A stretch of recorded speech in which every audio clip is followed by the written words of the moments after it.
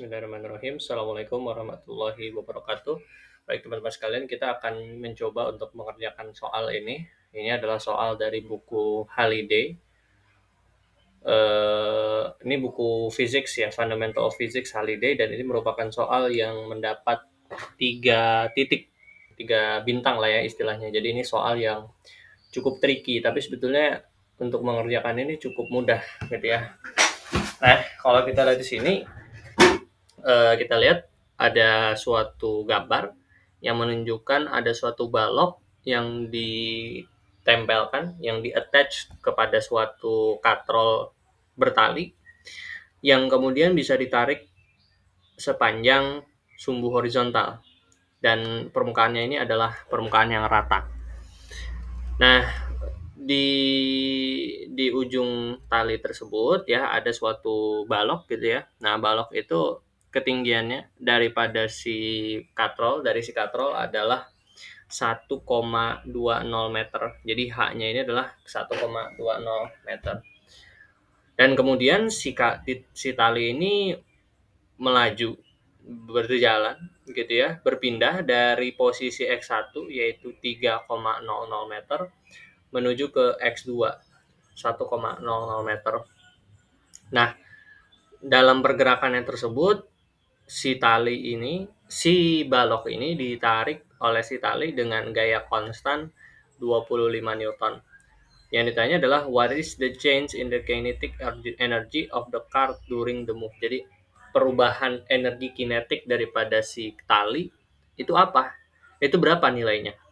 Nah, kita harus tahu bahwa perubahan energi kinetik ini sama saja dengan usaha ya. Kita sudah belajar itu.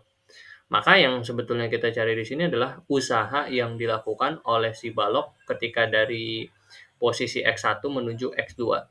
Nah, di sini kita tidak bisa menggunakan rumus biasa ya. Biasanya kita tinggal pakai W sama dengan F cosinus theta delta X gitu kan ya. Nah, di sini ada yang menjadi masalah.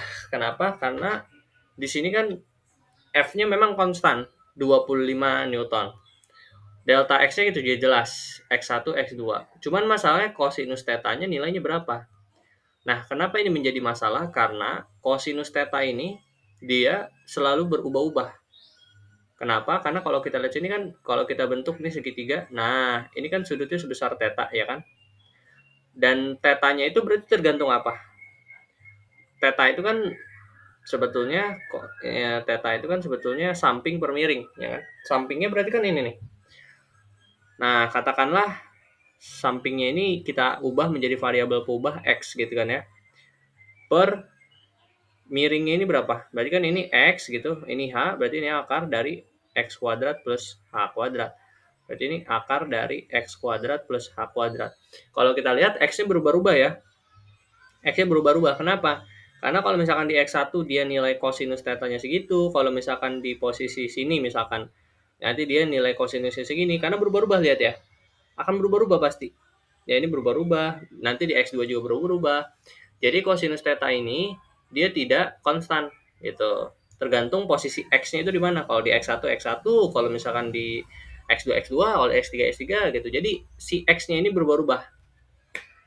Jadi berubah-ubah gitu kan ya. Nah, jadi kita bisa definisikan bahwa cosinus theta-nya itu adalah X dibagi dengan akar dari X kuadrat plus H kuadrat, betul ya? Oke, kita lanjutkan ya. Nah, jadi cosinus theta-nya ini adalah ya kalau kita bentuk dalam bentuk umum gitu ya, bentuk kita kemas cos theta-nya itu dalam bentuk umum, maka kita akan dapatkan cosinus theta itu bergantung daripada X per akar dari X kuadrat plus H kuadrat. Ya. Oke, seperti itu ya.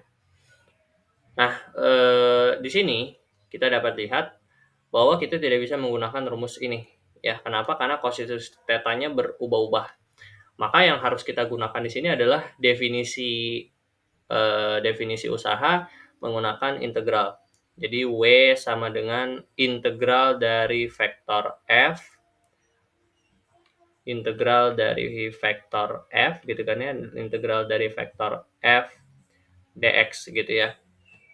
Nah, Kemudian di sini kita lihat ya bahwa yang kita mau cari adalah integral dari batasnya X1 menuju ke X2 gitu kan ya. Karena kita mau mencari usaha dari X1 ke X2, maka kita pasang batasnya X1 menuju X2. Nah, kita tahu bahwa gaya yang bekerja di sini kan T cos theta ya. Ini kalau kita lihat di sini nih, T cos theta gitu. Karena kan T sin theta tidak berpengaruh dalam perubahannya, dalam perubahan energinya gitu. Karena benda hanya berpindah dalam sumbu X. Maka T sin theta ini akan tidak termasuk dalam perhitungan.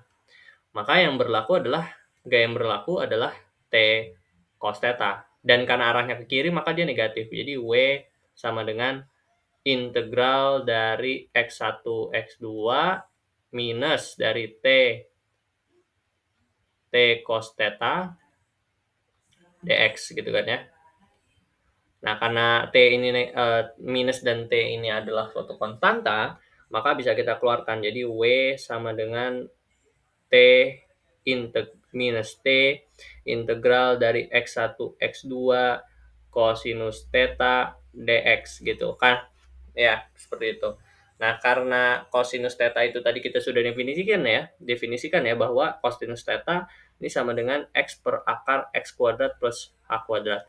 Maka di sini kita dapat ekspresikan W sama dengan minus T integral dari X1 per X1 menuju X2 dari X per akar X kuadrat plus H kuadrat dari dx. Nah, kita dapat gunakan use substitution ataupun substitusi, metode substitusi. Kita misalkan yang di dalam akar sini adalah X kuadrat plus H kuadrat adalah U gitu ya. Jadi U-nya sama dengan X kuadrat plus H kuadrat. Berarti DU sama dengan 2X dx gitu kan ya. 2X dx seperti itu. Oke. Maka kita dapat gantikan dx ini sama dengan du per 2x ya. Jadi W sama dengan minus T integral dari X1 X2 X per akar U ya, karena X kuadrat plus H kuadrat kita sudah pisahkan menjadi U. Akar U dikali du per 2x seperti itu. Jadi W ini sama dengan minus T integral dari X1 X2 coret setengahnya bisa keluar menjadi minus T per 2 dari seper akar U du. Maka di sini minus T per 2 integral dari X1 X2 U pangkat minus setengah du. Gitu kan ya. Nah, berarti W-nya ini sama dengan minus T per 2. Nah, U minus setengah, ini kalau kita pakai aturan integral, maka ini menjadi apa? Ini menjadi U minus setengah itu berarti kan tambah 1. Berarti sepersetengah gitu kan ya, dikalikan dengan U setengah. Dengan batasnya adalah X1, ini X2. Maka W menjadi minus T per 2. Oh, berarti habis ya. Karena kan ini habis, set. Tinggal minus T gitu. Minus T U pangkat setengah. U itu tadi apa? U itu tadi adalah akar X kuadrat plus H kuadrat. Berarti akar dari X kuadrat plus H kuadrat. Dengan batasnya X1, X2. Kita masukkan batasnya. Batasnya itu berarti kan minus T akar X2 kuadrat dulu ya. X2 kuadrat plus H kuadrat min dari T dikurang dengan min T X1 akar dari X1 di kuadrat ditambah H kuadrat gitu. Nah, ini berarti dapat kita rapihkan menjadi akar dari X1 di kuadrat plus H kuadrat ya. Nah, dikurang dengan T akar dari X2 di kuadrat plus H kuadrat. Ini adalah W-nya. Nah, bagaimana cara kita mencari nilainya? Berarti kita tinggal masukkan Yaitu tadi 25 akar dari X1-nya 3 dikuadrat ditambah, apakah benar? Takut salah saya. Ya, 25, X1-nya 3, berarti 3 ditambah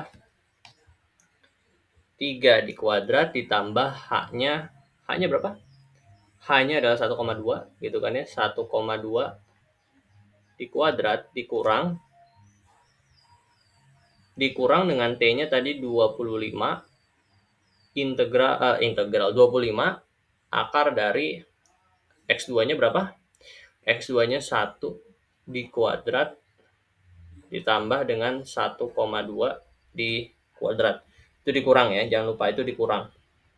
Jadi kalau dari perhitungan ini kita akan dapatkan nilai daripada W-nya. Ini kita pakai kalkulator 41,73 Joule. Atau kalau udah minta satu angka di belakang koma, 41,7 Joule. Nah, ini adalah jawabannya. Jadi selama kita tahu definisi usaha menurut integral, maka kita akan dapat secara mudah menyelesaikan soal ini. Ya. Karena kalau misalkan kita pakai metode biasa ya tidak akan works gitu. Kenapa? Karena di sini cos theta akan selalu berubah-ubah. Jadi itu yang harus dipahami dan Anda juga harus memahami teknik-teknik integrasi. Terutama yang paling sederhana adalah yang Anda harus paling tahu adalah teknik integrasi substitusi U substitution, atau yang tadi saya lakukan itu ya. Ini ya, saya akan memisahkan fungsi yang sulit ini menjadi U. Jadi agar lebih mudah gitu. Ya mungkin segitu yang bisa saya bahas pada kesempatan kali ini. Terima kasih. Assalamualaikum warahmatullahi wabarakatuh.